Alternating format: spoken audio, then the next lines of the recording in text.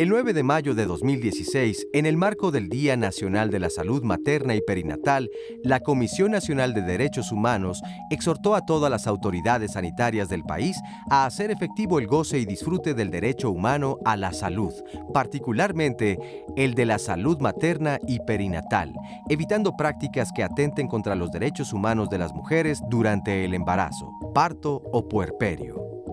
La salud perinatal, entendida como la referida a la madre, al feto y al recién nacido, ha mejorado a lo largo de los años.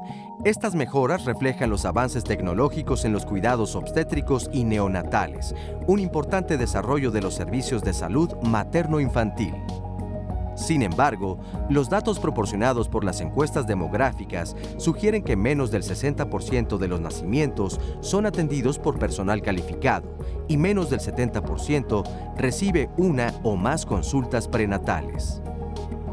Asimismo, en 2015, la Subsecretaría de Prevención y Promoción de la Salud del Centro Nacional de Equidad de Género y Salud Reproductiva reportó que de los 2.27 millones de nacimientos anuales, de 250 a 300.000 tuvieron complicaciones y 30 de estas fueron severas. Además, se reconoce que entre 70 y 80% de las defunciones maternas son prevenibles. Cabe resaltar que la propia definición de mortalidad materna adoptada desde la Organización Mundial de la Salud ha relacionado las muertes maternas exclusivamente con el embarazo, parto y hasta 40 días después de este, lo que deja fuera la notificación de defunciones posteriores que han demostrado estar relacionadas. El reto es grande, ya que supone trabajar una sociedad con expectativas más elevadas sobre la salud perinatal. Bienvenidos a Diálogos en Confianza. Qué gusto estar con ustedes otra vez y hablando de un tema tan importante, tan interesante. Tendemos a ver al embarazo como si fuera, muchas veces lo refieren los pacientes como me voy a aliviar de esto, como si fuera una enfermedad. Pero hoy vamos a ver que es un estado natural el cual hay que estar vigilando, tanto la madre como el feto, y la educación perinatal que involucra tantísimas cosas para conocer exactamente qué es la salud integral perinatal. Óscar, ¿cómo estás? Muy bien, contento de comenzar una nueva semana aquí en Diálogos en Confianza y por supuesto de compartir con ustedes este tema y además de recomendarles que si desean ver el programa en vivo a través de internet, la dirección para poder hacerlo es www.canal11.mx/diálogos. Pero además recomendarles que también tenemos la página de Facebook de Diálogos en Confianza en donde podrán conectarse al Facebook Live, es decir, este recuadro donde dice vivo y pueden llevar el teléfono a través de su teléfono, su tableta, el programa a donde ustedes quieran. Pero también tenemos la línea telefónica y el número es el 51 66 40 00. Y le damos los buenos días y saludamos con mucho gusto a las personas que nos acompañan aquí en el estudio de Diálogos en Confianza y por supuesto también a quienes nos pueden ver a través de la señal internacional de nuestro canal. Y desde luego creo que en el país desde hace muchos años ha habido campañas acerca de la planificación familiar, todo lo que comienza antes de precisamente concebir a un bebé, a un hijo o a una niña. Pero ¿qué tanta información en realidad permea en todo el país? ¿Estamos informadas, informados? O más o menos, y ahí vamos viendo, sobre todo cuando somos papás o mamás primerizos, ¿no?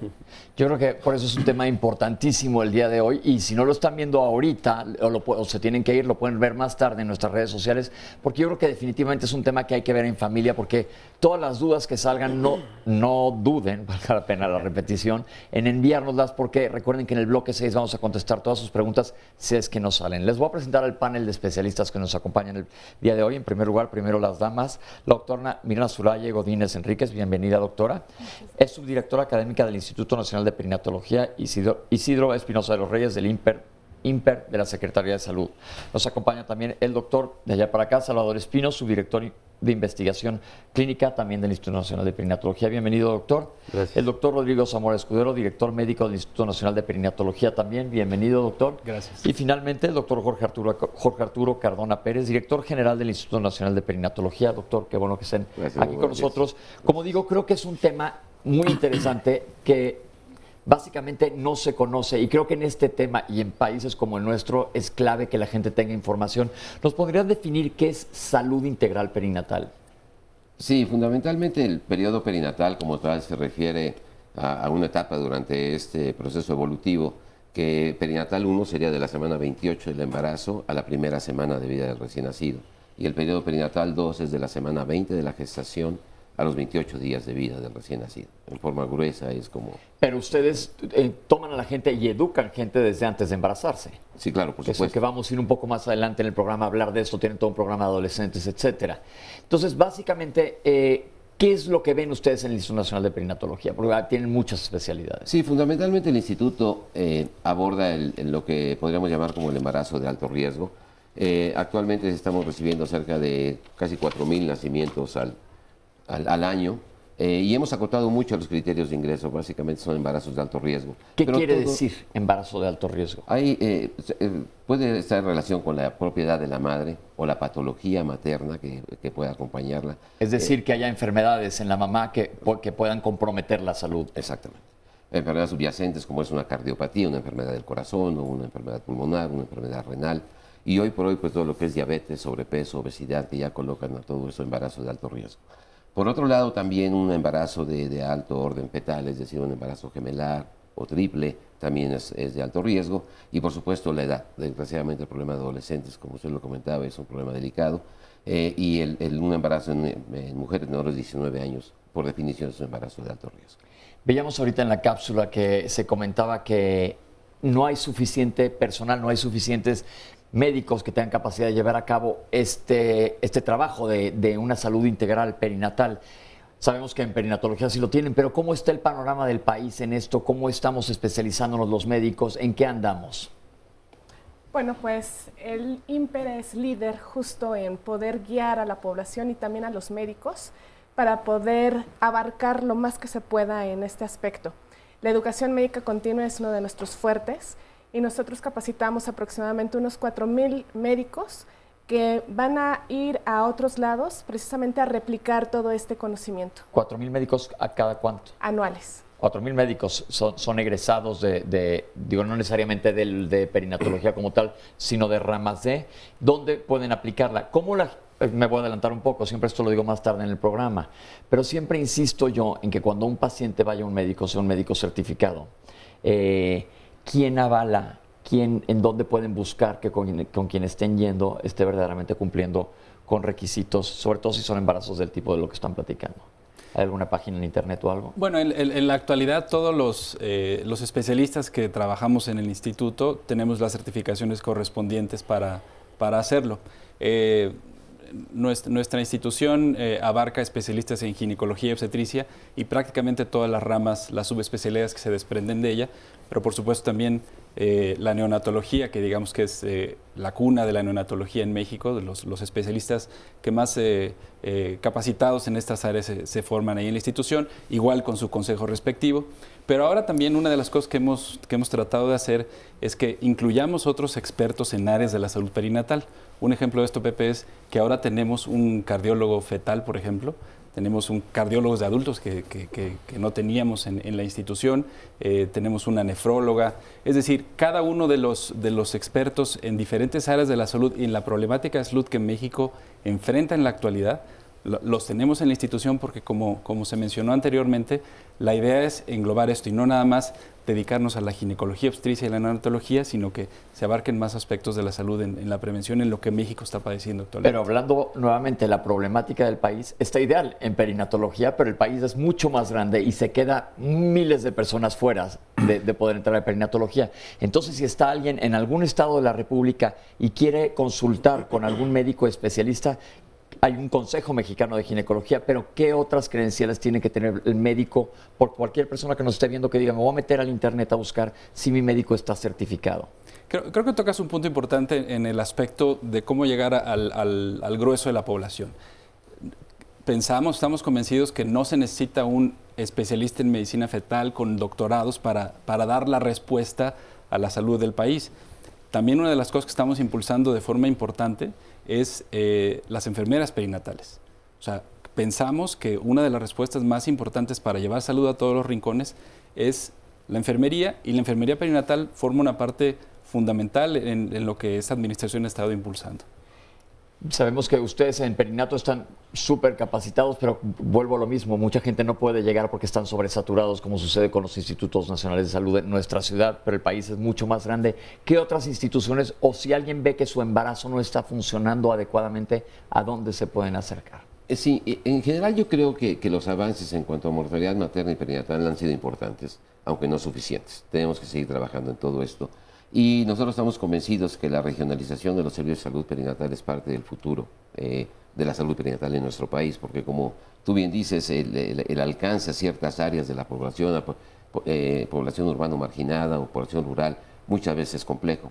De tal manera que lo que estamos haciendo en el instituto, ¿verdad?, es favorecer obviamente todo ese proceso de certificación de los recursos humanos, que es la gran ventaja del capital humano, tanto en ginecobstetricia como en pediatría, y que estén certificados por los diferentes consejos, neonatología, laparoscopía, materno-fetal, biología de la reproducción, y toda esta gente está certificada, y es algo que venimos haciendo a través de diferentes mecanismos en educación en ciencias de la salud, que es muy importante. Me gustaría, si me permites, nada más de forma muy breve, comentarte que el Instituto durante estos últimos años ha venido con una estrategia muy intensiva en cuanto a calidad de la atención médica. Los logros han sido muy importantes, y aquí el doctor Zamora, que es el doctor médico, tendrá oportunidad de comentarlo posteriormente, pero ya prácticamente tenemos 3 años sin una muerte materna directa, ¿verdad? Hemos tenido 2 muertes por causas ajenas al embarazo como tal. Ya habrá manera de profundizar en eso. Otro aspecto muy importante, hemos bajado el número de infecciones nosocomiales, que también es uno de los grandes retos en salud perinatal. Infecciones nosocomiales quiere decir infecciones que uno adquiere estando dentro del hospital, que vienen, que las atrapas ahí. Claro. El tiempo de estancia hospitalaria también ha disminuido, de tal manera que nos hemos enfocado mucho a la calidad de la atención. Por otro lado, en la formación de recursos humanos, en los muchachos que están en formación, no solamente estamos interesados en que sepan lo que es el libro se lo saben de memoria. Estamos muy preocupados por hacerlos médicos realmente, con todo lo que esto implica, y es por eso que iniciamos un proceso que se llama competencias médicas, que la doctora Mirna conoce muy a fondo. Y por otro lado, lo que es investigación, el doctor Salvador Espino puede profundizar mucho más en esto, es un concepto de investigación básica, clínica y comunitaria, que seguramente va a tener repercusión, porque el instituto tiene una gran responsabilidad al ser el representante, el ícono, el emblema de la salud perinatal en nuestro país. Entonces es un gran reto. Si bien un personal de salud como ustedes está perfectamente calificado, ¿qué requerimientos tiene un ginecobstetra para estar calificado en poder manejar pacientes de alto riesgo? Bueno, la especialidad de ginecobstetricia abarca precisamente competencias de comunicación adecuada, de educación a las pacientes, por supuesto competencias quirúrgicas, competencias de habilidades médicas. Lo que nosotros queremos hacer es precisamente que se acostumbren a trabajar en equipo, particularmente en el asunto que nos lleva a la salud perinatal. La idea es que la comunicación entre el ginecobstetra, el neonatólogo, los pediatras, las enfermeras, el equipo de salud, esté siempre reunido en torno a una pareja, a una familia. Explícanos qué es un neonatólogo. Un neonatólogo es un especialista en pediatría que después hace 2 años de esta especialidad de neonatología. Los neonatólogos, la competencia de ellos es pues, recibir bebés prematuros habitualmente o bebés con condiciones críticas al nacimiento. Eso es, en resumidas cuentas, muy grosso modo lo que realiza un neonatólogo.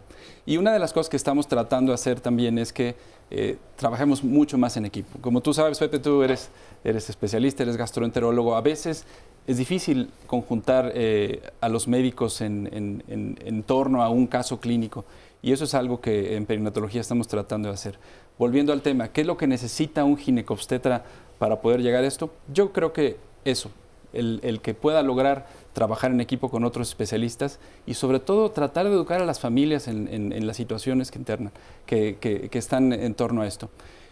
Pensamos los ginecobstetras que el momento óptimo de educación para la vida de una mujer, el mejor ejemplo es el embarazo. Una mujer se cuida muy bien el tiempo que dura embarazada y nosotros aprovechamos ese momento para poder educarla, no nada más en el momento del nacimiento o el momento del control prenatal, sino en la lactancia, en el puerperio y más allá en la salud, en lo que venga. Yo creo que dijiste una palabra clave, y qué bueno que están tan enfocados en esto que es educación. Educación en la población general, y es por eso también para nosotros es tan importante transmitir esta información que ustedes nos traen aquí. ¿Y qué porcentaje de mujeres no acude a consulta perinatal en nuestro país? ¿Cómo estamos en números reales? En general, el número desgraciadamente es bajo. Hay un concepto que llamamos oportunidad de la atención. Es en qué momento la mujer embarazada busca atención médica, y solamente cerca del 33% acude a la consulta prenatal en el primer trimestre del embarazo. Y este es un área perdida, un área de oportunidad perdida, que coloca la posibilidad de un diagnóstico temprano y un manejo terapéutico, un abordaje integral adecuado en la población, y es un problema muy grave. ¿Por qué es esto? Yo creo que son varios conceptos, y ahorita que comentabas algo de la regionalización de los servicios, que platicábamos de cómo llegar hasta la población, el instituto tiene ese brazo externo que nosotros llamamos los centros de atención perinatal, donde tenemos 5 estrategias fundamentales, y la primera de ellas es una relación directa con la comunidad y hacer corresponsable y copartícipe a la población en el autocuidado de la salud. Esto es de lo más complicado que hay. Y básicamente lo que comentaba en zonas urbanas, marginales y rurales es complejo, pero la población tiene que entender el autocuidado de la salud. Eso es lo que llamamos la primera demora. No llegan a tiempo. Claro. Es un punto. El segundo punto es el enfoque de riesgo en el primer nivel de atención. El médico general, el médico familiar, la enfermera debe tener la capacidad de detectar cuestiones de alarma, ¿verdad?, muy tempranas. Y eso es el enfoque de riesgo del primer nivel de atención. El tercer aspecto fundamental es el aumento en la capacidad resolutiva del segundo y tercer nivel de atención, hemorragia obstétrica, preeclampsia, todo este tipo de cosas. El cuarto es un mecanismo de referencia y contrarreferencia que da la oportunidad de que haya un ensamble en todos los niveles de atención. Y el quinto es un sistema informático perinatal que nos retroalimente y nos permita adecuar estrategias y líneas de acción, que son muy importantes. Es decir, ya se está actuando, se está luchando, se está buscando lograr un objetivo, que es esto de educación. Y vamos a regresar a hablar de los focos rojos que nos acaba de hablar el doctor, de saber cuándo es necesario que una paciente, o que una pareja se den cuenta que algo probablemente no esté bien, y nosotros los médicos tenemos que estar todos pendientes porque todos pasamos por servicio social, a todos nos toca manejar pacientes embarazadas, pero saber exactamente cuándo es necesario referir a una de estas pacientes, sobre todo porque, como dice el doctor, en los primeros meses del embarazo se nos pierde mucha oportunidad de detección temprana. Vamos a un corte y regresamos con ustedes. Estamos aquí en Diálogos en Confianza.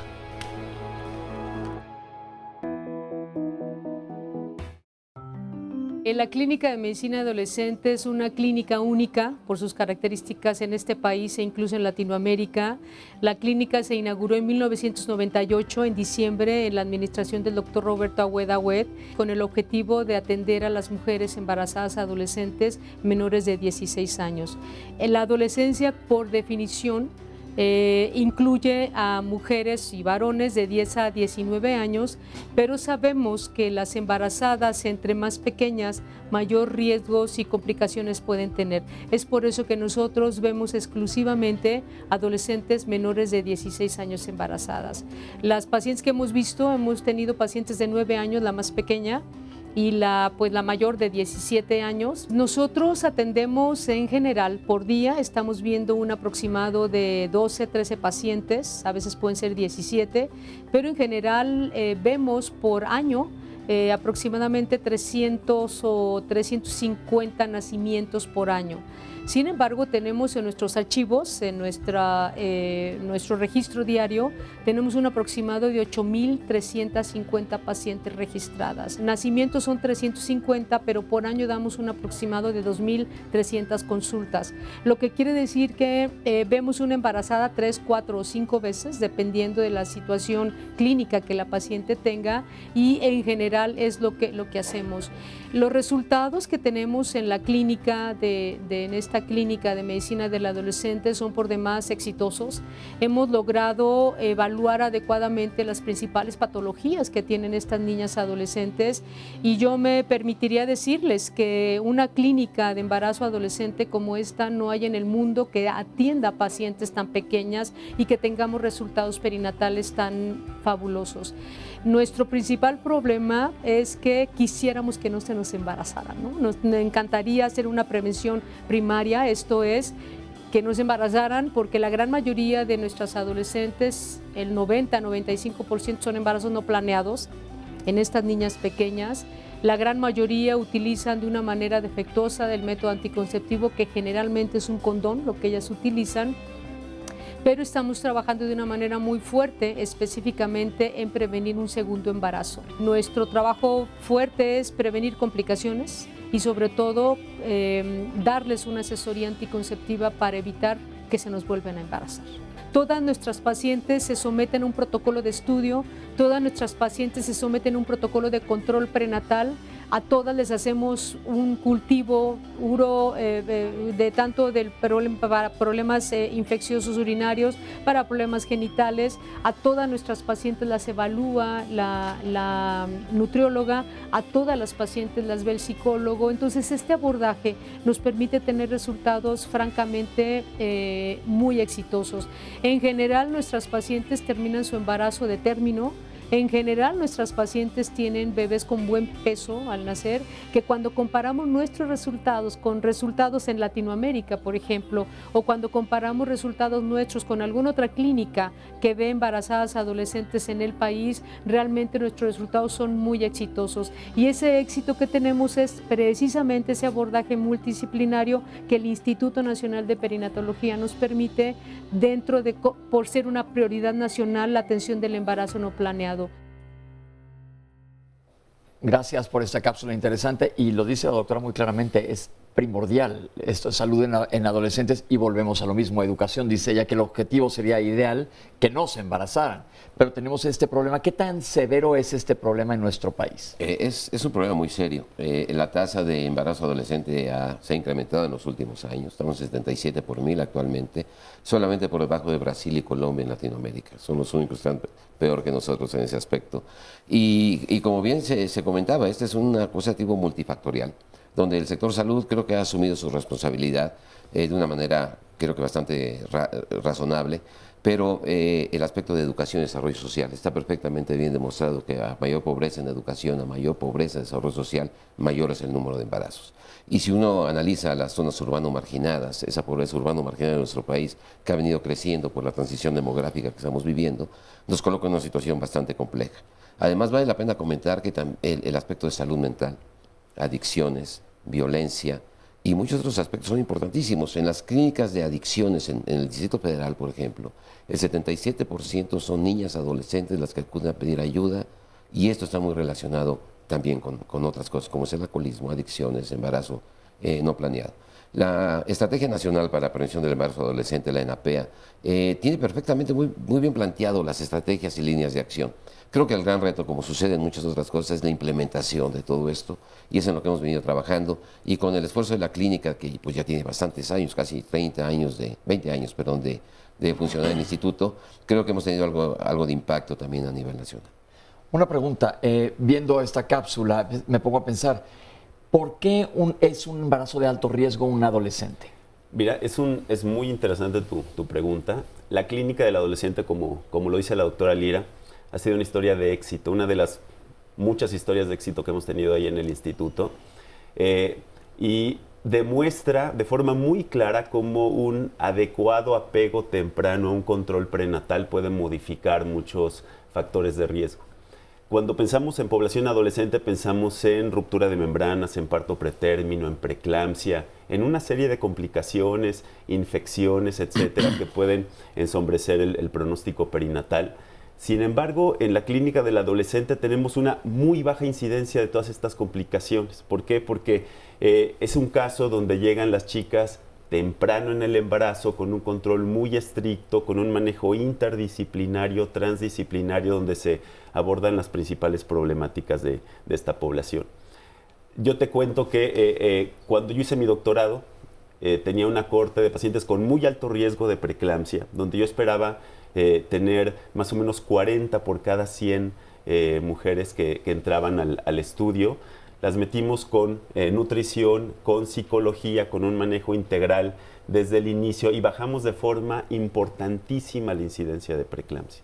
De tal forma que algo que le debe de quedar como muy claro a todo tu auditorio es la gran importancia de, aún con factores de riesgo, pues acudir de forma temprana a control prenatal con el especialista, a ponerse en manos de un equipo interdisciplinario que atiendan toda esta situación. En respuesta a esa pregunta, bueno, el embarazo adolescente tiene toda una serie de factores alrededor. Embarazarse tan temprano en la vida antes de lograr las metas personales, profesionales, pues le significa a la mujer pues un momento de frustración, de estrés. Muchas veces es un estigma en nuestro país. Y ese alto grado de estrés, nada más pensando desde esa óptica, pues se constituye un factor de riesgo para complicaciones, ¿no?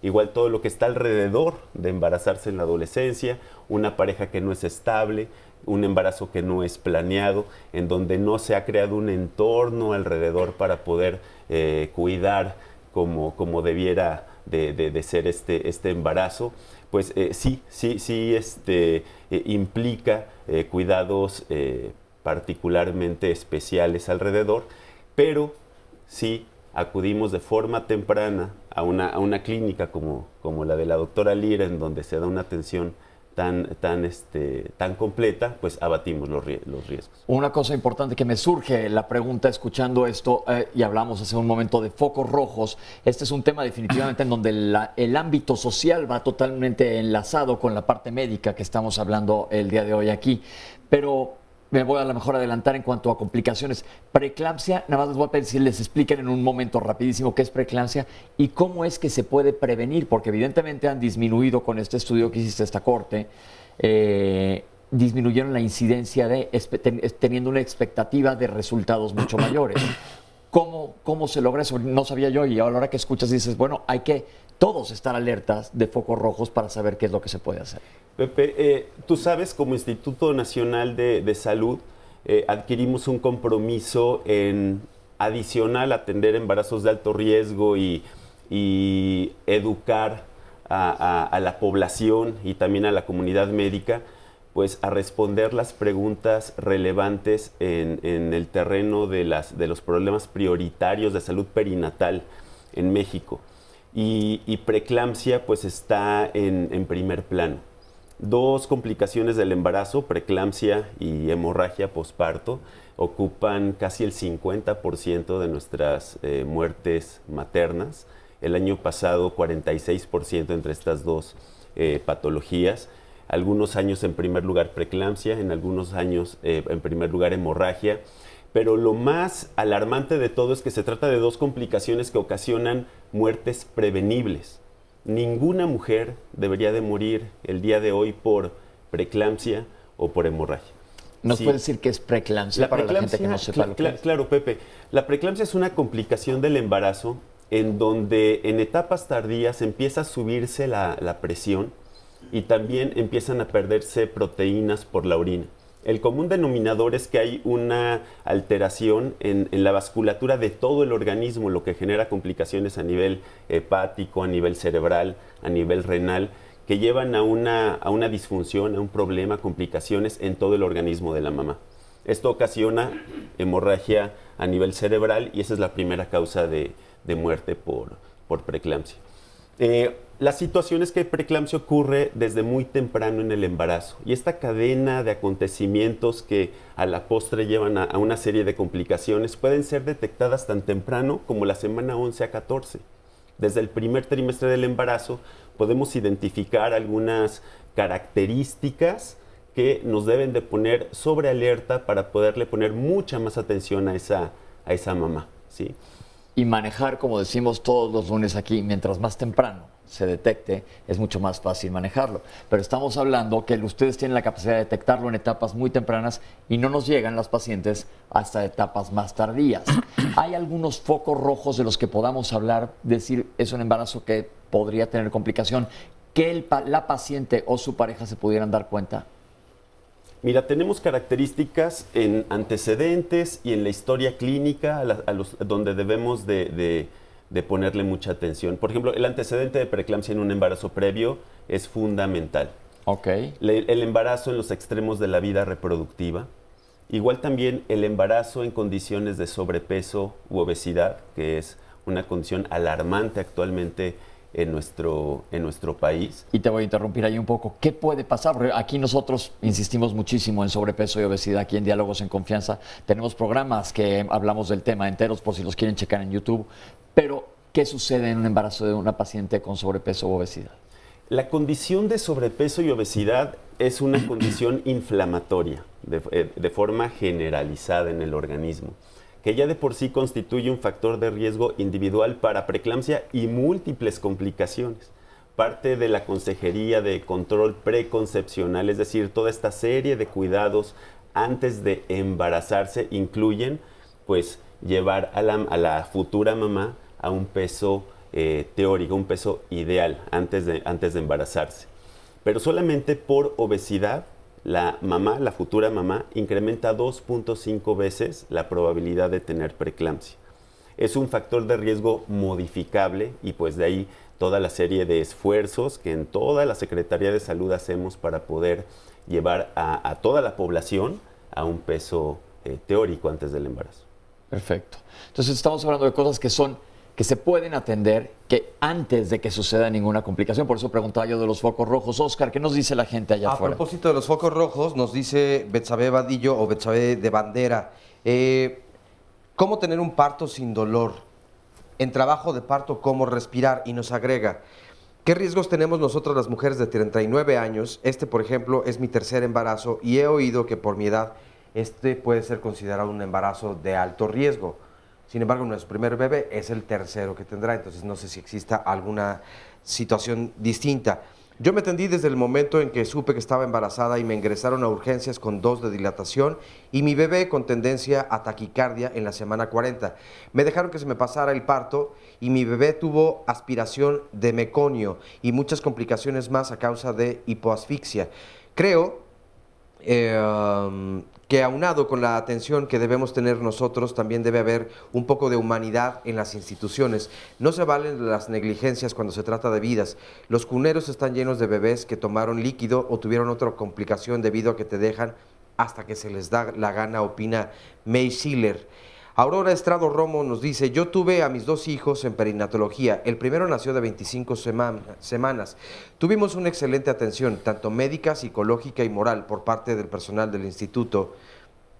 Hasta la fecha, mi hijo tiene 3 años, 7 meses y sigue contando con seguimiento pediátrico gratuito de excelencia. Agradecida totalmente con perinatología. Nos dice también Ana Elisa Pérez, el doctor, bueno, este es un gran halago, dice, el doctor Cardona es nuestro superhéroe. Pues muy bien, ahí está. Val Raez nos dice, tengo una pregunta, tengo 30 años y me diagnosticaron endometriosis y solo tengo un ovario. Ahora estoy teniendo nuevamente endometriosis en el otro ovario. ¿Tengo probabilidad de embarazarme? Muy buenos días, Ángeles de Vargas. Yo tuve un embarazo que no llegó a su término. Mi bebé falleció a los 5 meses de gestación. Mi pregunta es, ¿por qué pasó? Yo asistía al médico, me hicieron ultrasonidos, estudios y todo salió bien. Lo que no entiendo fue qué pasó, en dónde me atendieron. En donde me atendieron nunca me dieron la causa y por qué pudo haber pasado.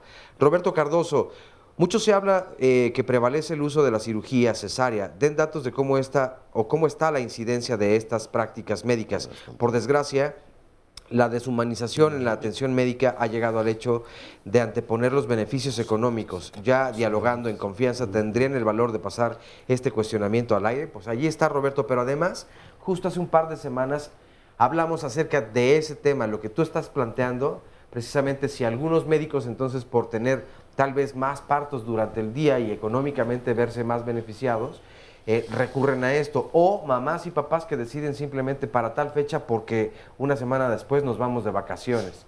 ¿Y qué tanto entonces es mejor tener un parto natural o cesárea? Pero también vimos que la cesárea ha salvado muchas vidas, entonces habría que... Yo creo que ahí te conviene checar ese programa de cesárea que tuvimos hace unas cuantas semanas, ya está en YouTube y ya está muchas preguntas y muchas respuestas en relación a este tema. Así es. Nos dice Annalisa Pérez, mi prematura extrema a la que salvó el doctor Cardona ya tiene 10 años. Muy bien. Hay que cuidarse desde antes del embarazo, nos dice Mari Job, durante. Susana Camacho Ruiz, es una suerte de algunas madres estar en perinatología. No todas llegan a esta institución. Los demás hospitales luchamos con traslados para los adolescentes, la atención de las madres adolescentes embarazadas. Beris Gap, yo tengo lupus, he tenido un aborto y ahora quiero embarazarme de nuevo, pero solo tengo un ovario. ¿Es necesario que acuda a un perinatólogo?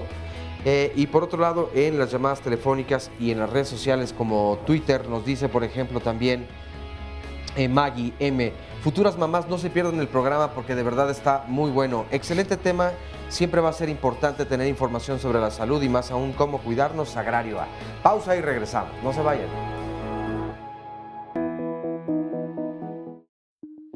Bueno, los procedimientos de mínima invasión dentro del área de la medicina materno-fetal parten de que en esta especialidad consideramos al feto como un paciente. Entonces, al ser un paciente, el feto es susceptible de que podamos diagnosticarle problemas, de que podamos hacer algún manejo o intervención prenatal que pueda mejorar su calidad de vida, y en ese rubro es donde entran los procedimientos de mínima invasión. Mucha gente conoce estos procedimientos como cirugía fetal. No se considera realmente cirugía fetal porque en una gran cantidad de ellos no se interviene directamente al feto. La mayor parte de los procedimientos son realizados a través de instrumentos muy pequeños como fetoscopios. Una de las patologías, por ejemplo, que se puede tratar es el síndrome de transfusión feto-feto, donde uno de los bebés pasa sangre a otro de los bebés en embarazos gemelares que son idénticos, y eso puede llegar a poner en riesgo la vida de alguno de los dos, y entonces se hacen procedimientos de fotocoagulación láser para tratar de dividir las circulaciones de las placentas. Ese es un tipo de mínima invasión. Hay otros procedimientos de mínima invasión que tienen que ver con otras patologías, por ejemplo, la hernia diafragmática. La hernia diafragmática congénita, hay un grupo de esos pacientes que van a tener una relación del tamaño del pulmón con la cabecita muy pequeño y que nos indica que son bebés que están en un alto riesgo de fallecer al nacimiento. En esos bebés se pueden colocar balones endotraqueales, una especie de globo que se introduce a través del útero de la mamá, a través de un instrumento muy delgado. Se infla el globito a nivel de la tráquea y después de unas semanas se retira el globo. Eso permite que el pulmón del bebé se expanda y que el bebé tenga menos complicaciones al nacimiento. No es un tratamiento definitivo. Cuando el bebé nace se tiene que hacer como tal la corrección quirúrgica del problema del diafragma. Al llamarse precisamente procedimientos de mínima invasión, significa que no estamos haciendo una herida sobre el útero ni una herida sobre la madre. Se colocan a través de fetoscopios, que son instrumentos muy delgados, y realmente muchos de ellos son procedimientos ambulatorios. O sea, la paciente llega, se hospitaliza, se les hacen sus exámenes previos al procedimiento. En general, algunos de ellos se hacen con anestesia regional para evitar el dolor tanto en la madre como en el bebé, ¿verdad? Termina el procedimiento, generalmente están unas horas durante ese día hospitalizadas y al día siguiente o a los 2 días pueden ser egresadas a su domicilio. Son las bondades pues que tiene este tipo de procedimientos, que obviamente son de una invasión mínima para la mamá y para el feto. Hay obviamente procedimientos más complicados, procedimientos que están haciendo actualmente, por ejemplo, para reparación de tubo neural en el feto, donde son procedimientos mucho más complicados, donde muchas de las mamás tienen que permanecer hospitalizadas todo el tiempo hasta que el bebé nace, pero ya no se consideran de mínima invasión porque algunas de ellas se hacen por una vía abierta donde hay que abrir el útero. Como ven, interesante, ¿verdad? Doctores, ¿ustedes son pioneros en este tipo de tratamientos?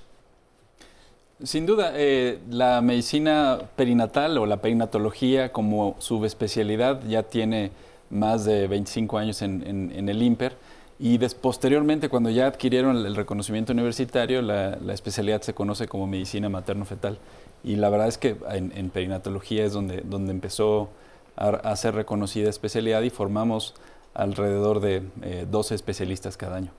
¿Qué tan riesgosa o cuál es el pronóstico de este tipo de intervenciones? Porque uno, inclusive yo siendo médico, dices, da como más miedo, ¿no? ¿Qué tan seguras son? ¿Cómo les va a los bebés? ¿Cómo les va a las mamás? Sí, bueno, la cirugía de mínima invasión durante el embarazo está reservada únicamente a aquellas patologías en donde las ventajas superan con creces a los riesgos. Por ejemplo, una hernia diafragmática, es el diafragma, el músculo que separa la cavidad torácica del abdomen cuando tiene algún defecto y que suben los intestinos, no dejan que se formen los pulmones, por lo tanto ese bebé no tiene ningún pronóstico al nacer. En esos casos, por ejemplo, se justifica el colocar un baloncito intratraqueal para promover que los pulmones se expandan. Exactamente. Entonces, no se hacen cirugías fetales cuando en realidad en la balanza de riesgo-beneficio no se justifica plenamente. El otro es el caso que comentaba la doctora Sandra Acevedo en tu cápsula, en donde este síndrome de transfusión feto-fetal pues hace que un bebé le pase sangre al otro. Uno actúa como donador, otro como receptor, con una muy alta mortalidad e incluso con secuelas neurológicas cuando los bebés no ¿Por qué fallecen. es esto?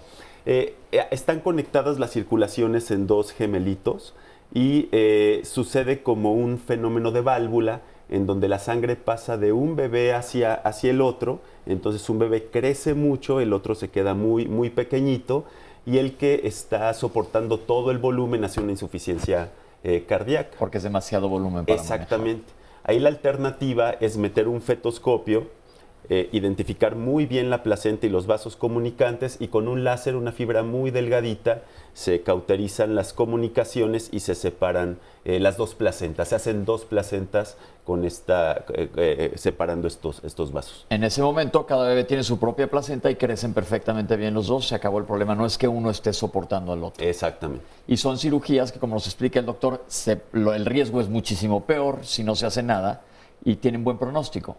Así es. Perfecto.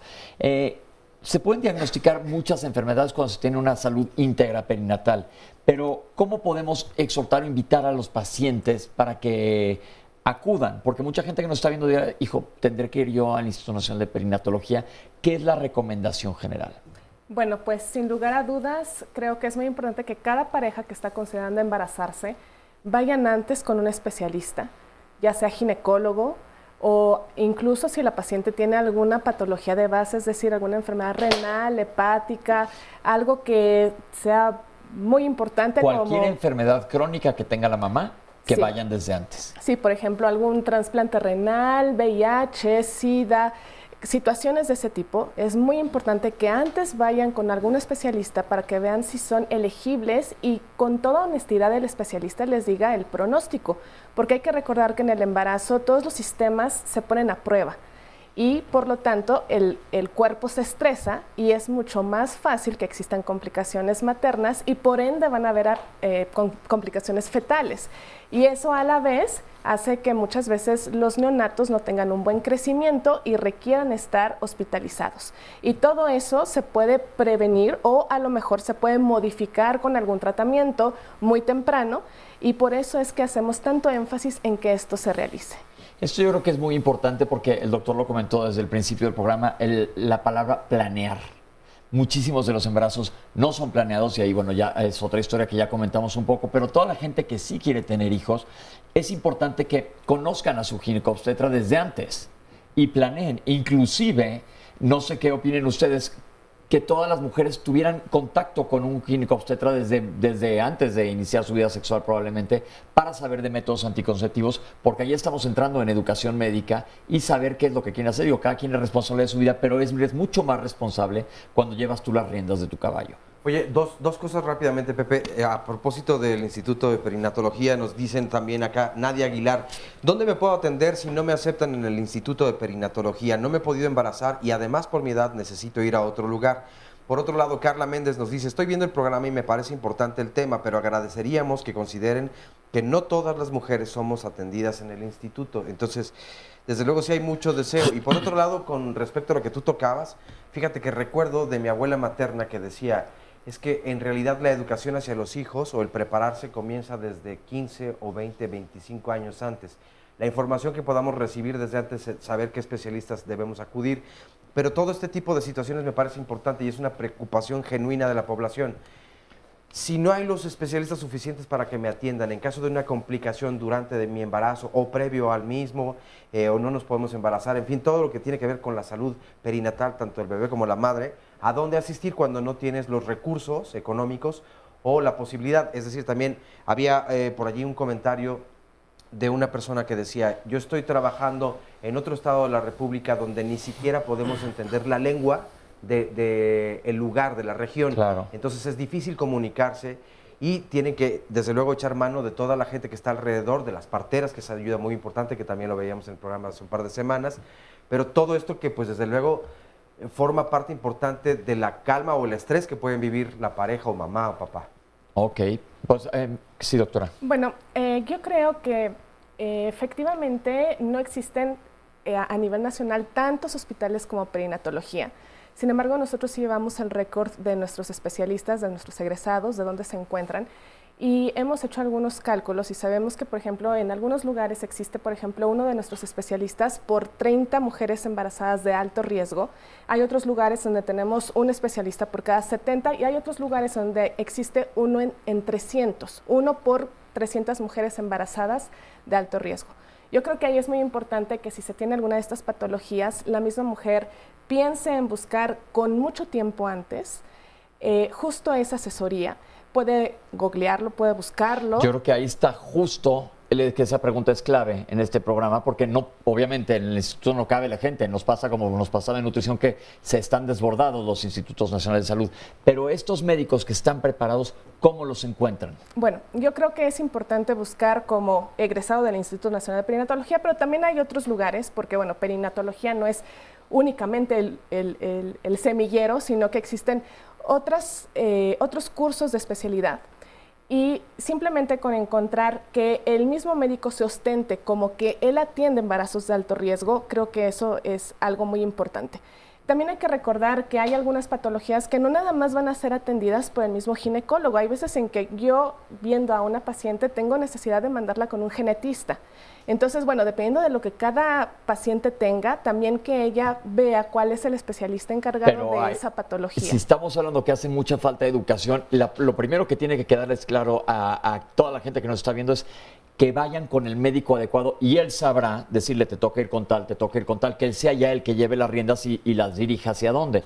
Porque eso es muy importante, porque después de este programa pues, se les va a llenar perinatología, ya no cabe, la gente en perinato de por sí están llenos. Por eso creo que es importantísimo que toda la gente que nos está viendo sepan dónde encontrar a todos estos médicos que son capaces de manejarlos y han egresado de lugares, como dijiste, no nada más en perinatología, sino existen otros lugares de alta calidad en nuestro país, en donde hay médicos preparados para manejar a todos este tipo de pacientes. Creo que eso es lo importantísimo y lo vamos a poner en nuestras redes en donde pueden buscar médicos, porque mucha gente son de fuera de aquí o están lejos o no tienen acceso y creo que eso es importantísimo. Tenemos una cápsula justo en relación a cesáreas que cae como ad hoc a la pregunta que cayó hace ratito. Vamos a verla. En México se abusa de la cesárea. Estamos hablando que la Organización Mundial de la Salud recomienda entre un 10 y un 15% de cesáreas. En México hay alrededor del 50% de nacimientos por cesárea. En el año 2015, el último año que aparece en los certificados de nacimiento, hay un 45% de nacimientos por cesárea en México. Si lo llevamos al ámbito privado, la incidencia de las cesáreas sube hasta el 70%. Según las últimas estadísticas de la OCDE, México se sitúa en el segundo lugar de cesáreas en el mundo, por detrás de Turquía, que tiene un 50.5% de cesáreas del total de los nacimientos. Y después vendría Italia con un 35%, o sea, pasar de un 45 a un 35% es mucha cesárea, es mucha diferencia. Los países de Europa sí están en torno al 15% en este sentido, ¿no? Entonces sí se puede llegar a ese 15%. Yo diría que habría que revisar muy bien los protocolos médicos que justifican el uso de la cesárea como intervención. Es una operación, es una cirugía mayor y la están usando como cirugía menor. Eso supone un incremento del riesgo para la mujer, para el niño, y aunque el riesgo es poco, es mucho más alto que en el caso de parto vaginal. Los médicos no tienen en cuenta ese riesgo a la hora de programar cesáreas. Se programan muchísimas cesáreas en México sin justificación médica. Estamos hablando de que hay aproximadamente 2,5 millones de nacimientos anuales, así que estaría pues, el 45%, la mitad, alrededor de 1.700.000 cesáreas anuales en México. El papel que juegan los médicos es el que ellos son los que tienen la autoridad para recomendar un procedimiento médico. La mujer es libre de decidir el procedimiento por el que quiere que nazcan sus hijos. Y está bien decidir que quieres que nazcan por cesárea, bien sea por miedo, bien sea porque quieres una fecha concreta, eso está bien. Pero es necesario que las mujeres sepan los riesgos que asumen a la hora de que sus hijos nazcan por cesárea. En el caso de las cesáreas que no son necesarias, el riesgo de complicaciones se triplica respecto a un parto. Entonces, si la mujer está informada y acepta ese riesgo, está perfecto. Pero nos están vendiendo la cesárea como una intervención más segura frente a un parto. Entonces, hay que poner las cosas en su sitio. Es una intervención segura, es una intervención que salva vidas, pero es mucho más seguro un parto vaginal y tiene muchísimas menos consecuencias en muchísimos sentidos. En México se están llevando a cabo algunas legislaciones, sobre todo en sistemas públicos de salud, para reducir el número de cesáreas. Sin embargo, aún hay mucho trabajo por hacer para seguir reduciendo el número, porque evidentemente, siendo el segundo país del mundo, no se hace lo suficiente. ¿Qué se puede hacer? Primero, hay que insistir en la formación de nuevos obstetras que entiendan que no se puede realizar una cirugía mayor si no hay una justificación médica. En otros países, lo que ha reducido significativamente el número de cesáreas es introducir parteras en todos aquellos partos que no requieren complicaciones médicas, embarazos que han venido bien. Introducir parteras reduce muchísimo el porcentaje de cesáreas. Y sobre todo, que las mujeres entiendan que es mucho más seguro un parto bien llevado que una cesárea sin necesidad, porque se incrementan muchísimo los riesgos. Bueno, esta información es muy importante y desde luego no podemos evitar conocerla. Más llamadas y comentarios. Estela Pérez nos dice, por favor, den consejos prácticos. Estoy pensando en embarazarme. ¿Qué estudios entonces debo realizarme? Por otro lado, soy RH negativo y en el programa nunca hablan precisamente de eso. Y también hay riesgos para la perinatología. Por favor, apoyen por allí. Patricia, me atienden en el ISSSTE y hasta ahora, a los 5 meses, me indicaron ultrasonido, mi bebé tiene hidrocefalia. Ahora nadie se quiere hacer responsable. Esa es la realidad de nuestros servicios. Por favor, también hablen de estas irresponsabilidades. Tengo 42 años, tengo problemas de coagulación de sangre. ¿Qué tan riesgoso es buscar un embarazo? Nos pregunta Magali Ortiz. Por otro lado, nos dice Pati Ávila, mis 2 embarazos fueron atendidos en el Instituto Nacional de Perinatología. De primer embarazo nació por parte de mi princesa de ahora 5 años y de segundo embarazo nacieron por cesárea mis gemelos prematuros de ahora 2 y 7 años. Muchas gracias por la atención recibida. Excelente hospital. Bueno, es momento de hacer una breve pausa aquí en Diálogos en Confianza, pero regresamos con mucho más. No se vayan. Bueno, y a propósito del tema de hoy, estamos muy coordinados aquí en Diálogos en Confianza, porque mañana que hablamos acerca de la familia y lo importante que es, nuestro tema es ¿para qué tener un hijo? Acá ya estamos viendo cuando ya lo tenemos, cuando ya está planeado, cuando ya está gestado, y la salud, desde luego, para mamá e hijo. Pero ¿para qué tenerlo?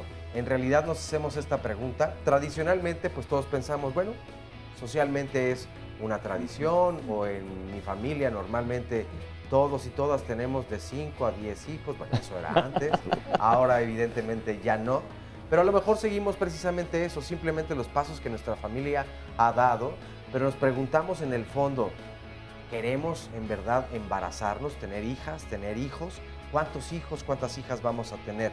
¿Qué es lo que hay alrededor de todas estas preguntas? ¿Cómo participa la pareja?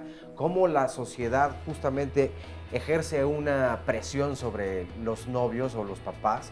O la familia, evidentemente. Pues de todo eso vamos a hablar aquí mañana en punto de las 9 de la mañana. Y para participar directamente y preguntarle a los especialistas, vengan aquí al estudio, marquen ahora mismo al 53 41 44 35 y Cristina Jauregui y Sandra González Rull aquí los y las estarán esperando. Vamos a ver el resumen de la primera parte del programa de hoy. El periodo perinatal como tal se refiere a una etapa durante este proceso evolutivo, que perinatal 1 sería de la semana 28 del embarazo a la primera semana de vida del recién nacido, y el periodo perinatal 2 es de la semana 20 de la gestación a los 28 días de vida del recién nacido. pensamos que una de las respuestas más importantes para llevar salud a todos los rincones es la enfermería, y la enfermería perinatal forma una parte fundamental en lo que esta administración ha estado impulsando. Un neonatólogo es un especialista en pediatría que después hace 2 años de esta especialidad de neonatología. Los neonatólogos, la competencia de ellos es pues, recibir bebés prematuros habitualmente o bebés con condiciones críticas al nacimiento. Pensamos los ginecobstetras que el momento óptimo de educación para la vida de una mujer, el mejor ejemplo es el embarazo.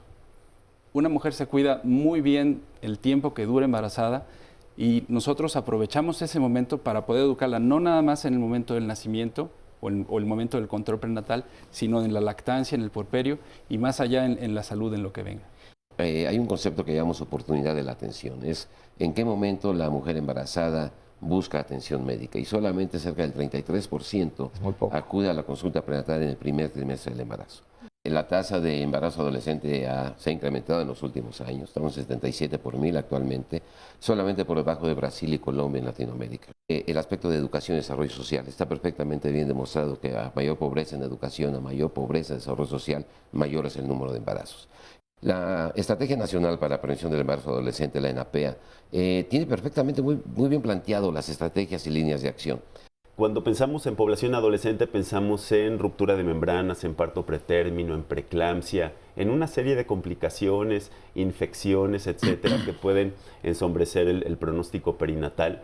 En la clínica del adolescente tenemos una muy baja incidencia de todas estas complicaciones. ¿Por qué? Porque es un caso donde llegan las chicas temprano en el embarazo, con un control muy estricto, con un manejo interdisciplinario, transdisciplinario, donde se abordan las principales problemáticas de esta población.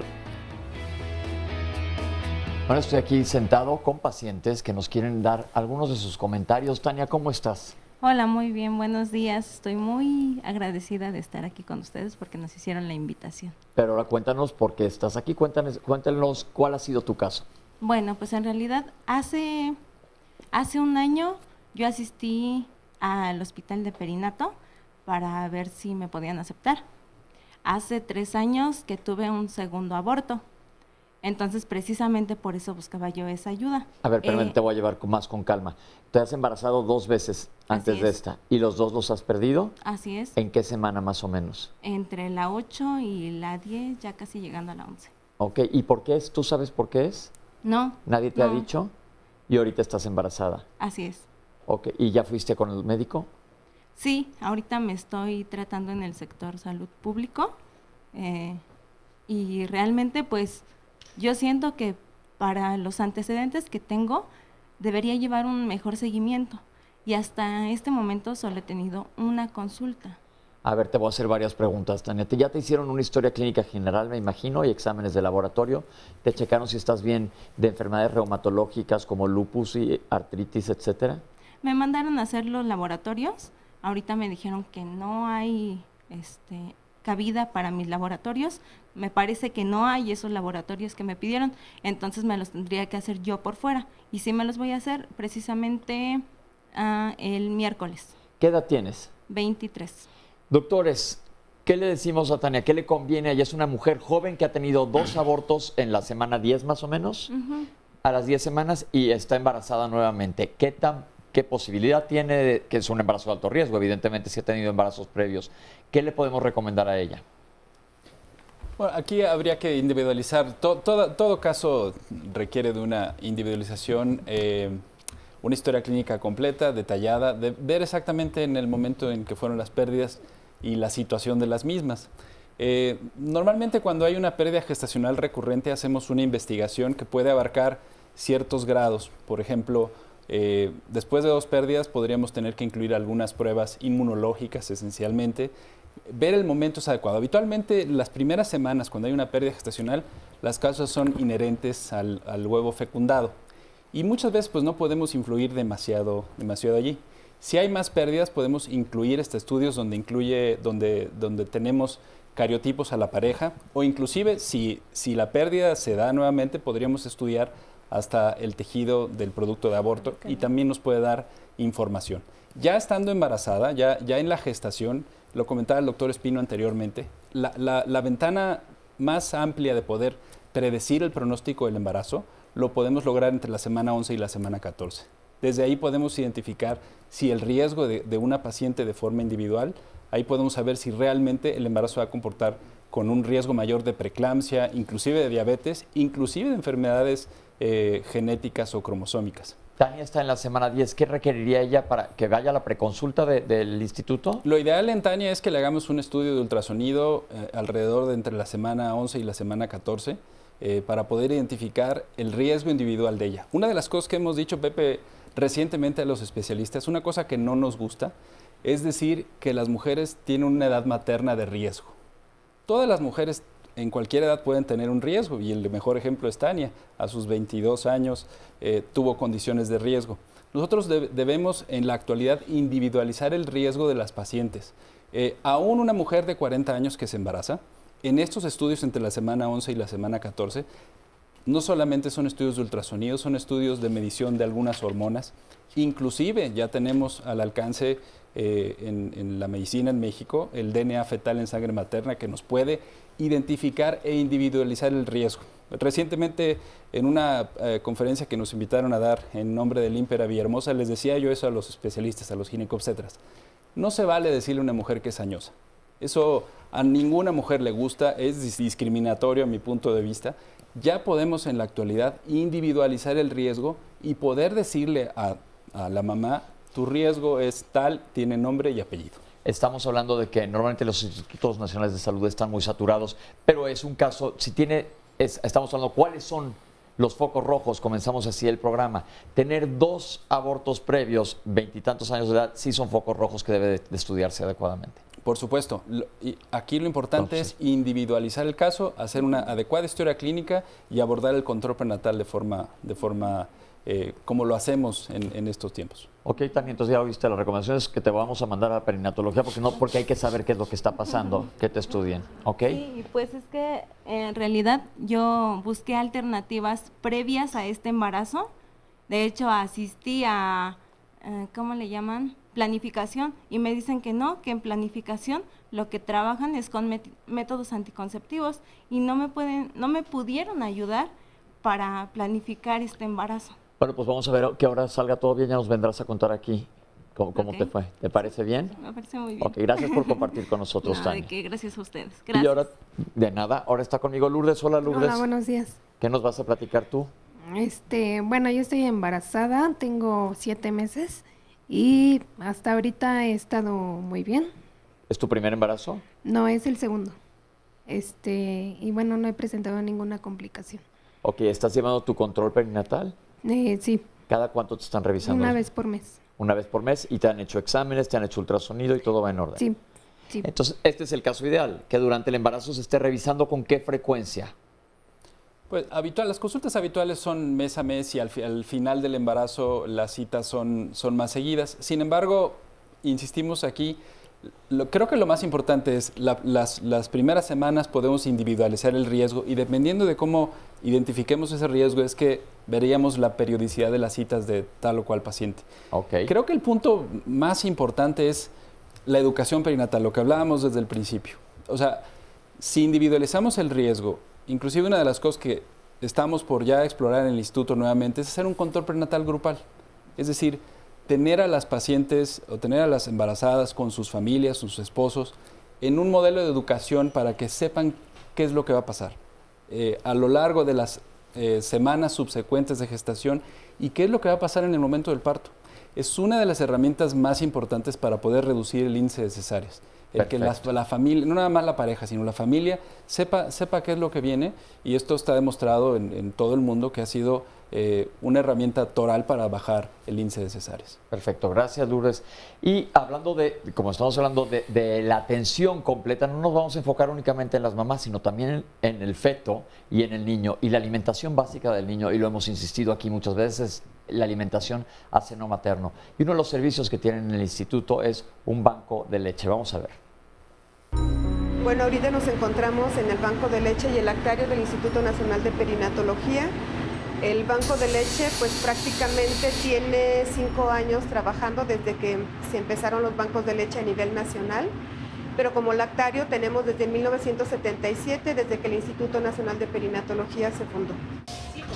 Bueno, en el instituto, en los 5 años que tiene trabajando, tenemos alrededor de 400 a 420 mujeres donantes y más o menos con la cantidad de leche que logramos pasteurizar durante todo un año, se logran beneficiar alrededor de 450 recién nacidos prematuros.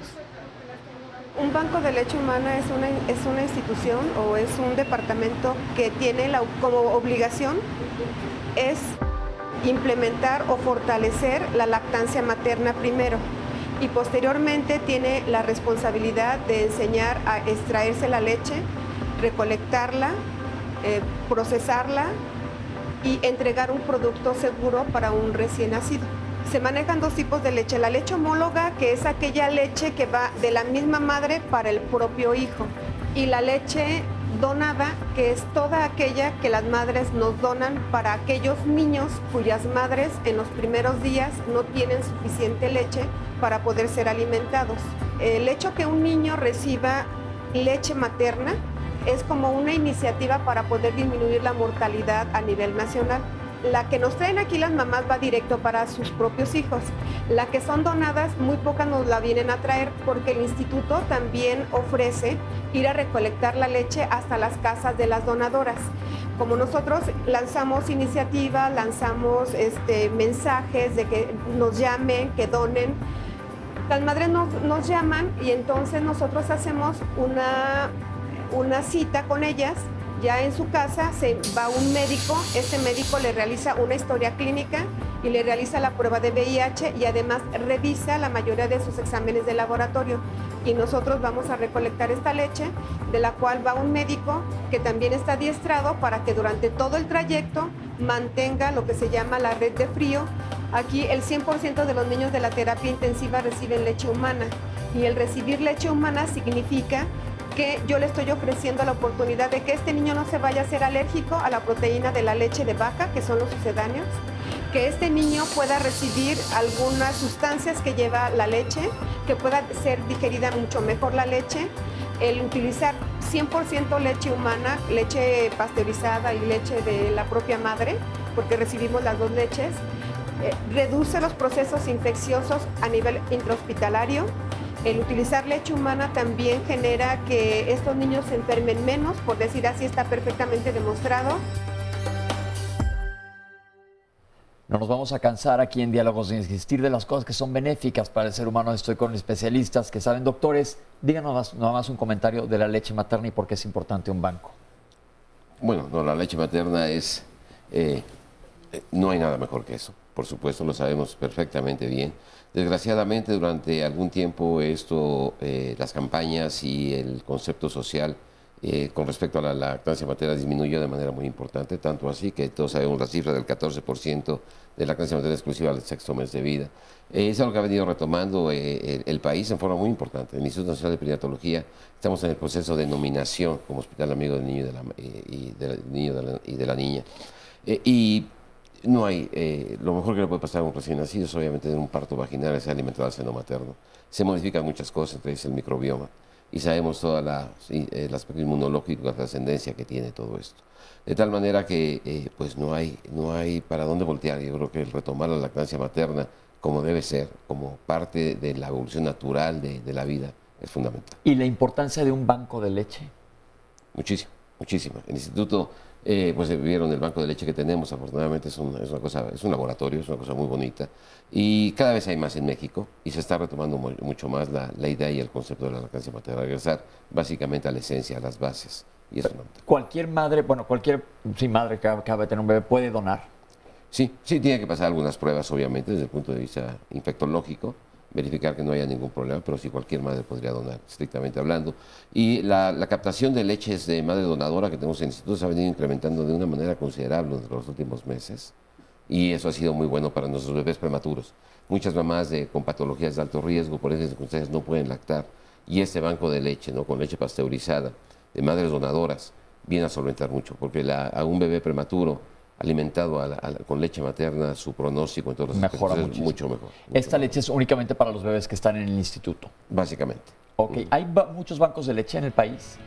Yo no tengo el número exacto, sí hay, y cada vez hay más, no tengo el número exacto, probablemente alrededor de unos 60. Zacatecas ha venido trabajando mucho, creo que el primer banco de leche realmente son Zacatecas, pero es algo que se ha venido incrementando durante los últimos años. Bueno, esto queremos que quede súper claro, ya nos lo dijeron los especialistas, es importantísima la leche materna.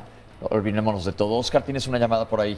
Sí, Claudia Mina nos dice, mi hija murió y a su bebé de 4 meses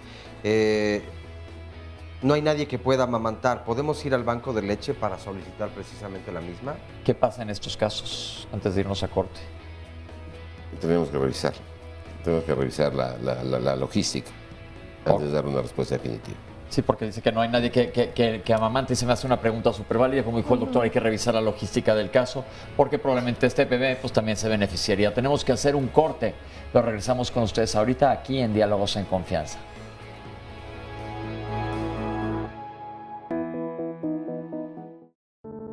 Bueno, un lactario es un lugar donde toda madre se puede extraer la leche materna, pero que es un lugar seguro, que es un lugar limpio, cómodo, donde ella tranquilamente se pueda extraer esta leche, que ella sea un lugar que está limpio, porque en ocasiones pues algunas mamás definitivamente en sus sitios de trabajo no tienen dónde extraerse la leche.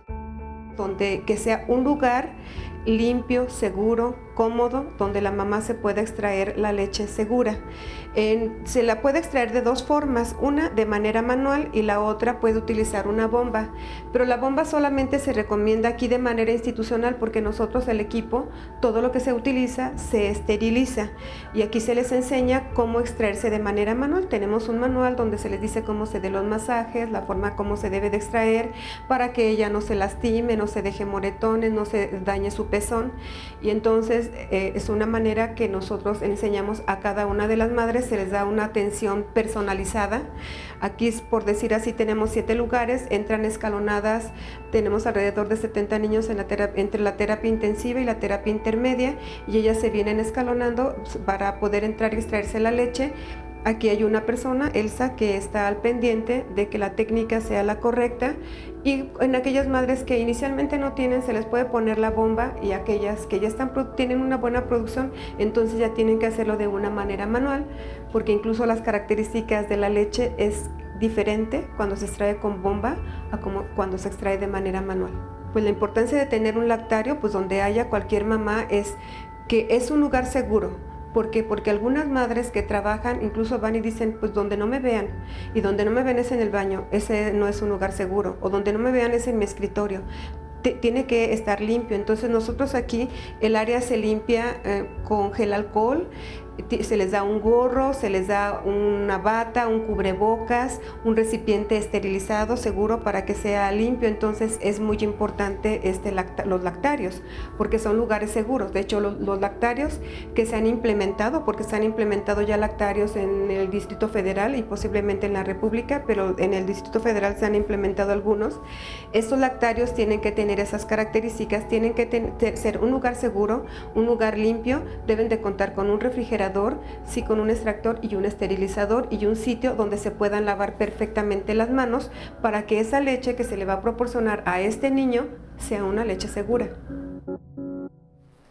En cuanto a la última llamada que nos hicieron, que la señora nos preguntaba qué podía hacer con su nieto, que su hija tristemente falleció durante el parto o después, que cómo alimentan al seno materno a este bebé, que se puede ir, la leche se tiene que, como ya vieron, que pasteurizar, etcétera, y revisar infectológicamente, pero lo que puede hacer es hablar a perinatología, dejar su teléfono, que ellos se comuniquen y le van a orientar qué es lo que debe de hacer. Ahora sí, Oscar, parece que tienes más comentarios ahí, échamelos. Así es, nos dice por un lado, Nix Jania, yo estoy embarazada, fui con el especialista y me realizó un ultrasonido y nos dijo que el saco se veía caído.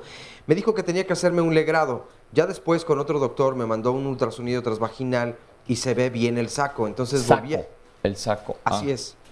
Y volví a presentar sangrado, pero ahora no sé a quién consultar o a quién debo ir, porque se dan de pronto estos cambios de opinión. También nos dice Ruth García, yo tengo 14 semanas de embarazo, soy diabética e hipertensa y tengo una infección en las vías urinarias. Tengo un leve sangrado, pero no tengo dolor. ¿Qué tan delicado esto puede ser y qué riesgo tengo de poder perder a mi bebé? Sandbus Rob, un embarazo logrado tras una técnica de reproducción asistida es muy difícil que se vea vigilado por instituciones públicas. Casi siempre la vigilancia se realiza por medios exteriores. En estos casos, ¿cómo es posible que podamos integrarnos al Instituto de la Mujer o bien al de Perinatología? Nos dice Susana Camacho Ruiz, el entrenamiento de los ginecólogos es básico con el fin de no tener cuneros con niños complicados e incluso con secuelas neurológicas. Desafortunadamente, esto en ocasiones se ve mucho por mala atención, diagnósticos cerrados, madres adolescentes mal atendidas o sin atención o mala información. Muy pocos especialistas para tantas personas. Deberían de entrenar más médicos en los hospitales. Y sí, en el IMPER es una institución excelente, pero sería mejor que abriera sus puertas a más médicos entrenados y que en la medicina materno-fetal no estuviera tan centralizada como el acceso a la misma atención del primer nivel para muchas personas. Dice no estar de acuerdo con la doctora porque dice las madres con bajos recursos no tienen acceso a esta información y a veces solo la primera tienen.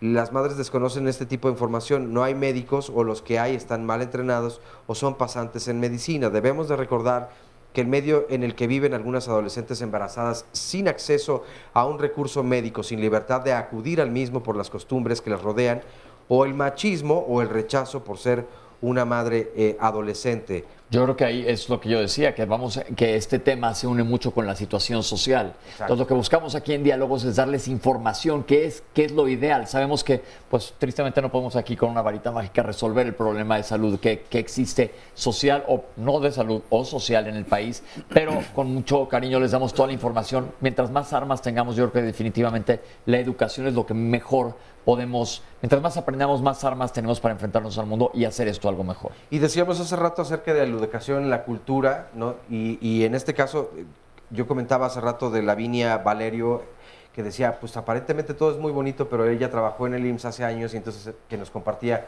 que, por ejemplo, el estar en una comunidad donde la lengua es distinta y no se puede saber. Claro. Además agrega que, por ejemplo, las parteras muchas veces no estaban de acuerdo y que entonces los usos y costumbres de cada lugar, de cada región, no te permiten, porque es un asunto cultural que entonces tú vas a transgredir esta tradición, no lo voy a permitir. Lo importante por eso es acercarse a la población y que le llegue toda la información oportuna para salvar la vida o darle la mejor calidad. Nos dice también por otro lado Magaña Bren, excelente trabajo el que maneja o se realiza en el instituto. Saludo a las enfermeras de consulta externa y al banco de sangre. Nos dice también Ali Cas, ¿podrían hablar un poco de la trombocitopenia gestacional y si se presentó en el primer embarazo, qué tan probable es que se presente en un segundo embarazo? Nos dice también Mariana RG, ¿cuál es el manejo básico de una embarazada? ¿En qué debe enfatizar el médico, tanto en la historia clínica, exploración y se movió ahora un poco la tableta, pero aquí está, y los estudios pertinentes a solicitar? También nos dice Yaskin Real, tengo 38 años y acabo de dar a luz a mi tercer hija en un parto en agua. Los dos previos también fueron partos en agua con una experiencia extraordinaria para mí y toda la familia. Durante el transcurso de mis embarazos llevé la atención médica mensual y mi ginecólogo participó también en mis 3 partos. El parto en agua también puede ser parte de la salud integral perinatal. Vivi Cruz Bravo, yo quisiera saber si en alguno de los hospitales de los que están hablando pueden revisar si después de un parto no hubo daños en la matriz y uno se puede volver a embarazar, ya que en el embarazo que llegó al término falleció la bebé, al hacer que el parto fuera normal cuando no había suficiente dilatación. Por otro lado, también nos dice Victoria, yo me atendí en el Instituto Mexicano del Seguro Social en la clínica de Troncoso y me atendieron súper bien y la atención perinatal, la verdad es que para mí fue excelente. Ojalá sea el caso de todas las mujeres. Y esta otra llamada telefónica de Victoria Rueda, ¿en qué hospitales dan ejercicios psicoprofilácticos para mujeres que están embarazadas? María del Carmen Cano Vergara, yo tuve un embarazo hace como 45 años aproximadamente de un bebé que nació con cesárea a los 8 meses y le diagnosticaron retinoblastoma bilateral. Entonces mi bebé falleció a los 4 años de edad debido a un tumor cancerígeno en su cerebro. ¿Me podrían explicar los especialistas qué fue lo que pasó? Por otro lado, les recomiendo a todas las mujeres que se realicen todos los estudios, debemos de cuidarnos y mucho. María López Zavala, Tengo una hija que se embarazó cuando dio a luz y le hicieron una histerectomía a los 20 días de nacida. A mi nieta la diagnosticaron con angiomatosis. ¿Por qué y con quién la puedo llevar para que la puedan atender No me quedó correctamente? claro esa pregunta. ¿Cómo estuvo? ¿Se embarazó y le quitaron la ¿Cómo estuvo? Tuvo a su bebé y rápido le hicieron histerectomía. Exactamente. Por angiomatosis. Ok, ahorita. Ok. Así es. Y esto, bueno, es parte de las llamadas y comentarios que hasta el momento nos hacen llegar. Doctores, antes de irnos al corte, estamos platicando aquí en cortito de las infecciones, que es algo muy importante, que es un tema que les interesaba a ustedes tocar. ¿Nos podrían hablar un poco de esto? Estamos platicando más bien de las infecciones nosocomiales. Nosocomiales adquiridas en un hospital. Exacto. Que una de las situaciones que han favorecido la reducción de las infecciones nosocomiales precisamente era la utilización de leche humana en los bebitos prematuros. En combinación con la menor invasión que se ha logrado en neonatología, el que los bebitos ya no necesiten estar tanto tiempo intubados, y junto con esto con otras terapéuticas como mamá canguro. Platicábamos un poquito de eso en torno a lo del lactario. ¿Le podrías platicar qué es lo de mamá canguro? Lo de mamá canguro es la oportunidad que los papás tienen. En el mundo ha sido una conducta que muchos hospitales tienen de que se permita el acceso a los padres a las terapias intensivas neonatales y que tanto la mamá o el papá estén muy de cerca con los bebitos, tengan oportunidad de cargarlos, de estar junto a ellos, y esto se ha visto que el resultado en la estancia hospitalera sea mucho menor. Ok. Luego, una de las preguntas que ha surgido es que dicen que no hay suficientes especialistas. ¿Cuántos egresan al año del Instituto Nacional de Perinatología? En cuanto a... ¿Cuántos médicos después de hacer la residencia en ginecobstetricia se subespecializan en todas las áreas que tienen ustedes en perinatología? Más o menos, ¿qué promedio de egresados hay? Bueno, tenemos 16 personas por generación de ginecología y obstetricia, y las subespecialidades son un poco más pequeñas. En general, nosotros graduamos a 100 personas al año. Es bastante, y aquí nos acompañan algunos residentes. Gracias por estar aquí. Están despiertos, que ya es ventaja, porque sabemos que en la residencia los traen un poco corriendo, por ahí ya pasamos todos. Entonces siempre se agradece que estén aquí con nosotros. Esto es un tema importante porque dicen, deberían de egresar más gente. La gente está en eso. No hay suficientes plazas tampoco, que también eso es importante mencionar, porque cuando es nosotros los médicos, cuando terminamos la carrera y quieres ingresar a una especialidad, tienes que hacer un examen para ver si eres candidato a entrar a una de las especialidades, y tienes que poner diferentes opciones para ver en cuál cabes dependiendo de tu promedio. Y de esta cantidad de médicos, ¿quién está en enseñanza? Yo. Cuando me acuerdo que cuando me tocó a mí hace unos cuantos años, éramos una cantidad tremenda para la cantidad de plazas que existen. Ahorita, ¿cómo está la cosa? Así es, sigue siendo igual, y de hecho pues es mucha más la cantidad de egresados de la carrera de medicina, de tal manera que todavía es más difícil poder entrar a hacer una especialidad. Porque existen alrededor de, según me acuerdo yo, como 10,000 plazas para especialidad en la República. Sí, alrededor de 8,500. De 8,500 posibilidades de entrar a hacer una especialidad. ¿Y cuánta gente presenta el examen? Cuando yo se llamaba de otro modo, es el ENARM. El ENARM. ¿Cuánta gente lo presenta? Ahorita no recuerdo exactamente el dato, pero sí. Son miles. Tengo entendido que son como 40,000, Pepe, más o menos. 40,000 para este número de plazas. Entonces yo me acuerdo que, ya no sé cómo sea, en mi momento, ha de ser ahora por internet, pero tenías que ir a comprar el periódico a ver si estabas tú ahí anunciado y la habías librado de poder entrar a hacer una especialidad. Es verdaderamente difícil y es un esfuerzo grande. Yo entiendo a toda la gente que nos habla todos los lunes aquí a Diálogos a decirnos, es que no pasa esto, no pasa lo otro. Lo comprendemos, y desde el lado de acá, de este lado de la ventanilla, les digo, también es difícil, y el país está trabajando para tratar de ser mejor cada uno como persona. Doctores, había otro punto que querías hablar en cuanto a los abortos recurrentes. Sí, bueno, al respecto de una comunicación que tuvimos por Twitter, de una mamá que tenía antecedente por ahí de un óbito, de una muerte de un bebé. Defínenos óbito primero. ¿Qué quiere decir óbito? El óbito es el fallecimiento de un bebé antes del nacimiento, después de la semana 22 o después de los 500 gramos de peso. Y está así catalogado porque está asociado a factores de riesgo que pueden ser identificables y pueden ser potencialmente tratados para prevenir una recurrencia. Es un tema que es relativamente nuevo, el esfuerzo interdisciplinario para ponerle atención. Y hace aproximadamente un año el doctor Cardona pues adquirió esta responsabilidad institucional de conformar un grupo de trabajo, de atención a este tema en particular. Quiero decirte, Pepe, que somos pioneros en la formación de este tipo de grupos, en donde tenemos enfermería perinatal, psicología, donde está trabajo social de forma muy, muy activa, obstetras capacitados en el tema, genetistas y subespecialistas de acuerdo a la patología de base como neurología, hematología, etcétera, tú lo sabes muy bien. La intención es, por un lado, voltear a ver cuáles son las necesidades reales de nuestras pacientes, porque una paciente que experimenta, una mujer que experimenta una muerte fetal, tiene necesidades muy, muy especiales que deben de ser atendidas con un grado de capacitación muy alto. Aparte de, sabemos muy bien cómo conducir el trabajo de parto y cómo atenderlo, pero es una experiencia traumática, terrible, que nadie nos enseña a digerir.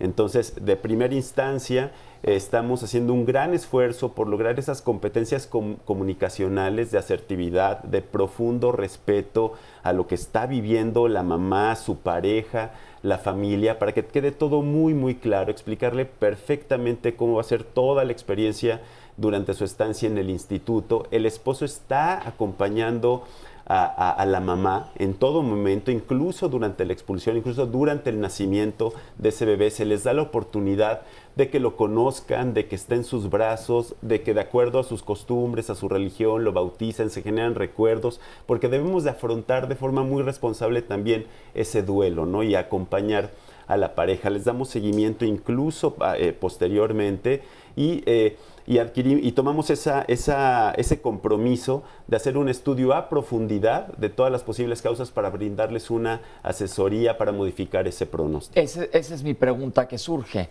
porque mucha gente le dices, ¿cuántos embarazos ha tenido? Lo que sea. Sí, se murió mi bebé en tal mes, pero la mayoría de las veces no saben por qué es. Y eso yo creo que es muy importante a todos los que nos están viendo, que tengan un motivo, una razón de muerte fetal, porque para los médicos es muy importante para tomar medidas preventivas para el embarazo que sigue, y como parte de tu historia de salud es clave que lo sepan. Es muy poca la gente que sabe. Ha habido llamadas hoy, se murió el bebé pero tal cosa, se murió el bebé pero tal cosa. No sabemos exactamente qué es lo que está sucediendo. Claro, es un problema muy, muy delicado. Fíjate que nosotros decimos que la mortalidad fetal es la parte olvidada de la perinatología, y es algo en lo que un grupo multidisciplinario, como lo decía el doctor Espino, ha venido trabajando de una manera espectacular, les digo yo. Es realmente fascinante la forma que lo viene haciendo. Y como tú lo puedes inferir, realmente como representas de la institución, tengo un grupo de gente muy capaz, muy comprometida. Y eso ha venido cambiando mucho, y en un marco de ética y humanismo que le da un giro ante esa población tan vulnerable, ¿verdad? Que no solamente es el aspecto médico, sino el aspecto social, el aspecto psicológico, de ética, de humanismo. Me parece sensacional que estén tocando este punto, porque normalmente yo les digo a los pacientes que se acuerden que un paciente no es un pulmón o un estómago o un útero, sino es un ser humano completo, y es clave el verlos como seres humanos completos, y toda esta parte es igual de importante. Vamos a hacer un corte y regresamos con los especialistas a que nos den respuesta a todas sus preguntas. Ahora regresamos. Ayer fue Día del Padre y le mandamos un cariñoso saludo y abrazo a todos los papás. Pero ¿y entonces cuál fue el menú en todas las casas o en los restaurantes? Tal vez pues carnitas, barbacoa, mariscos, un cóctel de camarón, aguachile, y para muchas personas tal vez se les esté haciendo agua a la boca. Pero ¿y qué tal cuando se presentan las agruras? Cuando del estómago entonces los ácidos se regresan al esófago, y esto provoca evidentemente pues una acidez que no es natural. No natural, desde luego, cuando se presenta más veces. Ahora, pensamos que solamente puede ser por la alimentación. Sin embargo, no le ocurre solamente a los adultos. También hay niños, niñas o bebés que pueden presentarlo. Este reflujo, ¿a qué se debe? ¿Qué es lo que tenemos que analizar? ¿A qué médico debemos asistir para que precisamente entonces pues nos dé un tratamiento a seguir y no padezcamos de esta situación? De eso hablaremos la próxima semana aquí en Diálogos en Confianza. Reflujo gastroesofágico es nuestro tema y los esperamos en punto de las 9. Y si quieren acompañarnos aquí en el estudio, entonces marquen ahora mismo al 53 41 44 35 y aquí nos vemos la próxima semana. Resumen de la segunda parte. Dos complicaciones del embarazo, preeclampsia y hemorragia posparto, ocupan casi el 50% de nuestras muertes maternas. La preeclampsia es una complicación del embarazo en donde en etapas tardías empieza a subirse la presión y también empiezan a perderse proteínas por la orina. La situación es que el preeclampsia ocurre desde muy temprano en el embarazo y esta cadena de acontecimientos que a la postre llevan a una serie de complicaciones pueden ser detectadas tan temprano como la semana 11 a 14, pero solamente por obesidad la mamá, la futura mamá, incrementa 2.5 veces la probabilidad de tener preeclampsia. Que cada pareja que está considerando embarazarse vayan antes con un especialista, porque en el embarazo todos los sistemas se ponen a prueba. Y por lo tanto el cuerpo se estresa y es mucho más fácil que existan complicaciones maternas y por ende van a haber complicaciones fetales. Y eso a la vez hace que muchas veces los neonatos no tengan un buen crecimiento y requieran estar hospitalizados. Normalmente cuando hay una pérdida gestacional recurrente hacemos una investigación que puede abarcar ciertos grados. Por ejemplo, después de 2 pérdidas podríamos tener que incluir algunas pruebas inmunológicas esencialmente. Ver el momento es adecuado. Habitualmente las primeras semanas cuando hay una pérdida gestacional las causas son inherentes al huevo fecundado. Si hay más pérdidas podemos incluir estudios donde tenemos cariotipos a la pareja o inclusive si la pérdida se da nuevamente podríamos estudiar hasta el tejido del producto de aborto y también nos puede dar información. No solamente son estudios de ultrasonido, son estudios de medición de algunas hormonas. Inclusive ya tenemos al alcance en la medicina en México el DNA fetal en sangre materna que nos puede identificar e individualizar el riesgo. Tenemos más comentarios del público antes de que les contestemos todas las preguntas que nos han llamado. Hola, Rosana. Buenos días, mi nombre es Rosana, solo les quiero comentar. Yo tuve un embarazo hace muchos años. Iba yo a revisión cada mes y ya cuando ya iba a nacer el bebé, resulta que me dicen que me iban a hacer cesárea, que porque venía sentado. Entonces yo dije, bueno, pero ¿por qué si cada mes venía yo y me revisaban, todo estaba bien? No sé por qué motivo. Pues, y me hicieron una cesárea. 3 años después me volví a embarazar y fue un parto normal. Doctores, ¿hasta qué momento se puede dar vuelta el bebé dentro del útero? Habitualmente hasta alrededor de la semana 35, pero hay bebés que a la semana 37, 38 se dan vueltas. ¿Qué es lo que debe haber pasado? Seguramente eso fue lo que ocurrió. Sí. Perfecto, gracias. Estoy con Eva, que es psicóloga. Eva, dinos qué haces. Bueno, yo me dedico a trabajar a nivel emocional todo lo que es en torno a la maternidad, desde infertilidad, embarazos de alto riesgo, trabajo durante el parto y posparto. ¿Cuál es la importancia del acompañamiento psicológico? Debería de ser vital, o sea, debería ser parte del trabajo interdisciplinario que deberían de tener todos los servicios médicos. O sea, entre más relajada esté una mujer, todos, pues desde el parto, el posparto van a ser mucho más sencillos y posteriormente la crianza pues va a ser mucho más sencilla y vamos a tener niños pues pues con muchas más habilidades, tanto cognitivas como emocionales. Perfecto, muchas gracias. Y tenemos un comentario, Oscar, del BPH, que siempre cuando tocamos algún tema sale. Empecemos con ese para que nos contesten los doctores y vayamos a contestar todas sus preguntas. Sí, Ana nos comparte, hace 8 años me detectaron un carcinoma por BPH, virus de papiloma humano. Fue exitosamente extirpado. Actualmente estoy embarazada de mi 3er hijo. ¿Podría tener un parto normal con este bebé después del antecedente del virus del papiloma humano? Sí, definitivamente sí. En el control se descarta la infección activa o la presencia activa del virus, puede tener un parto sin problemas. Muy bien.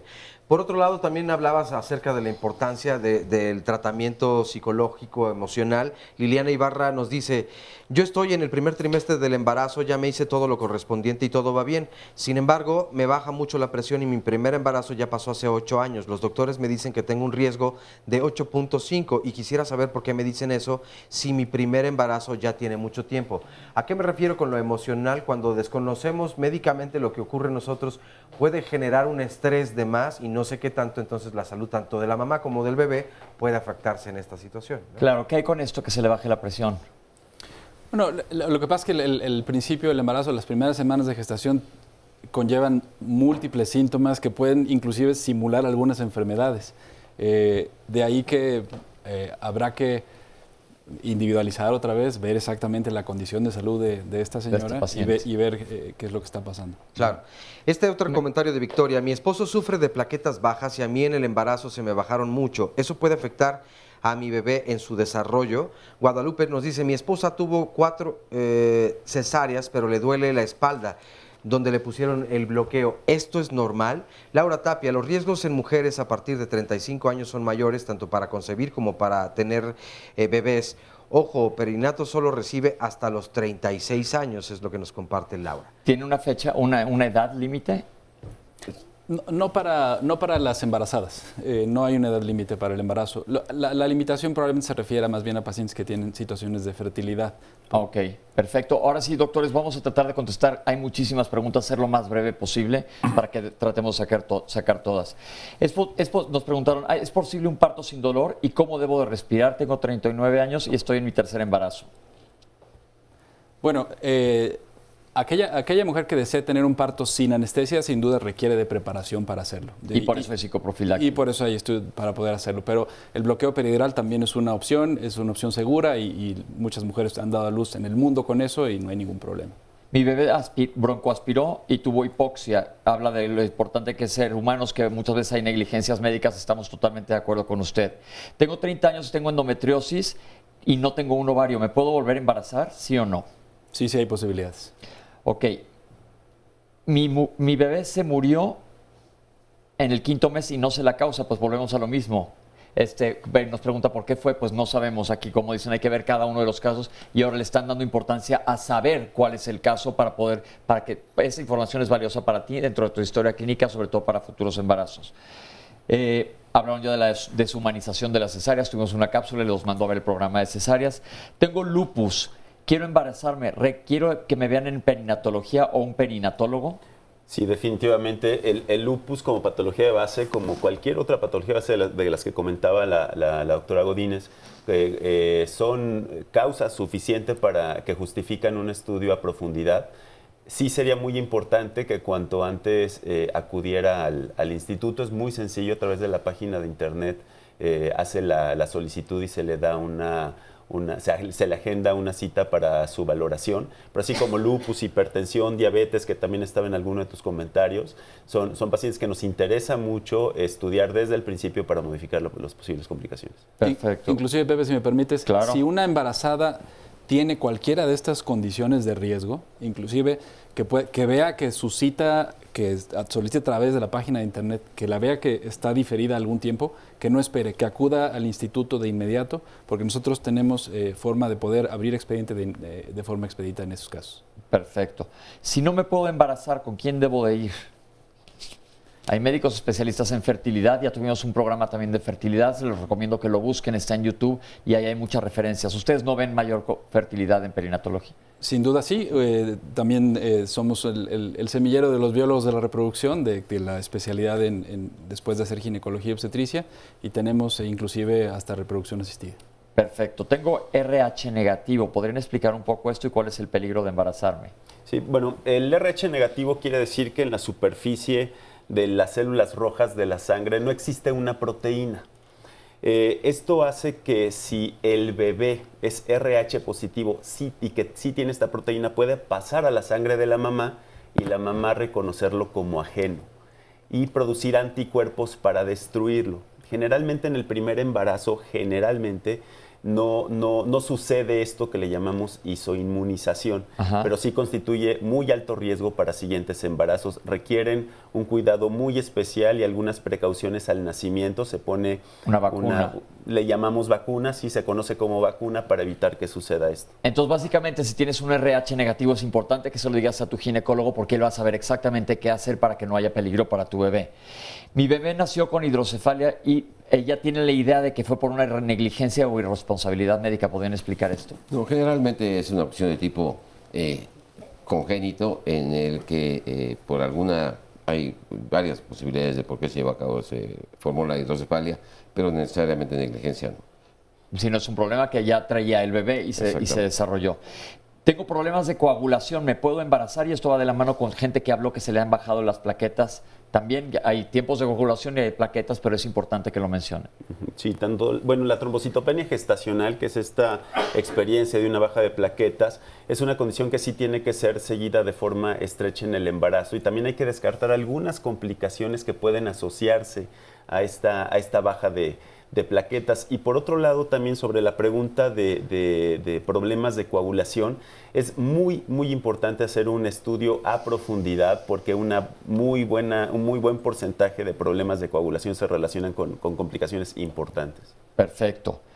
A una señora que nos habló nos dijo que le hicieron un ultrasonido y le dijeron que tenía el saco caído, que le tienen que hacer un legrado, y luego le dijeron que siempre no. ¿Qué es lo que le recomendamos a ella? Ahí, en ese caso, lo que requiere es un buen seguimiento con un nuevo estudio de ultrasonido para identificar la vitalidad del embrión.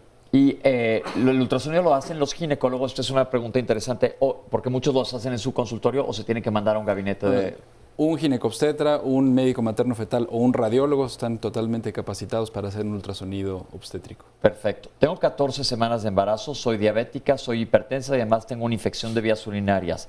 Y además estoy sangrando. ¿Esto es delicado? Un poco. Sí.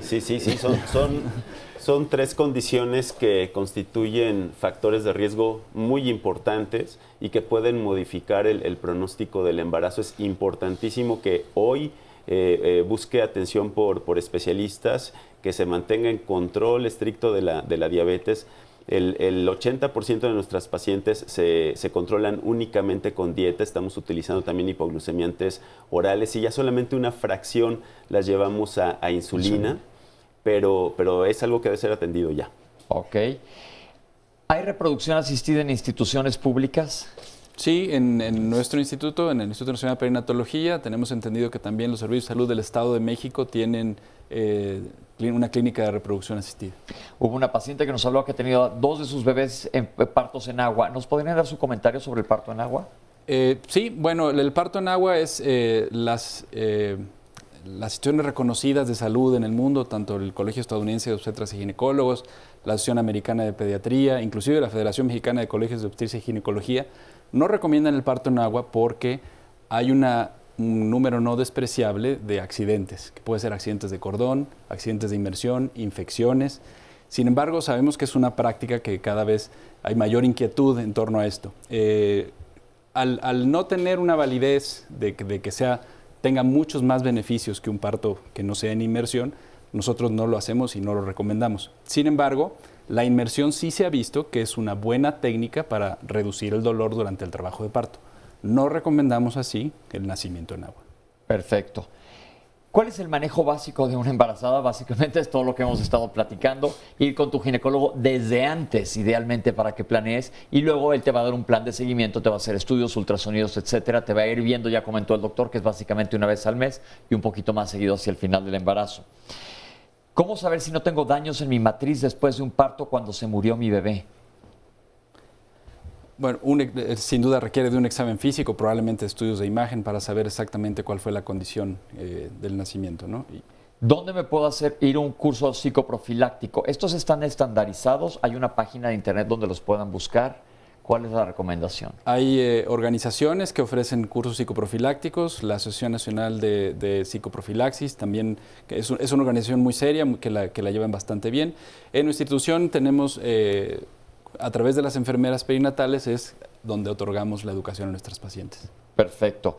Mi hijo nació con retinoblastoma bilateral. ¿Qué fue lo que pasó? El retinoblastoma es un tumor de la retina, doctores. No es culpa de nadie de que haya tenido esto. Si les pudieran, yo creo que la sentí con mucha inquietud esta pregunta, que ¿por qué tuvo un retinoblastoma? Sí, no hay una cuestión médica explicable de causalidad directa con respecto a esto.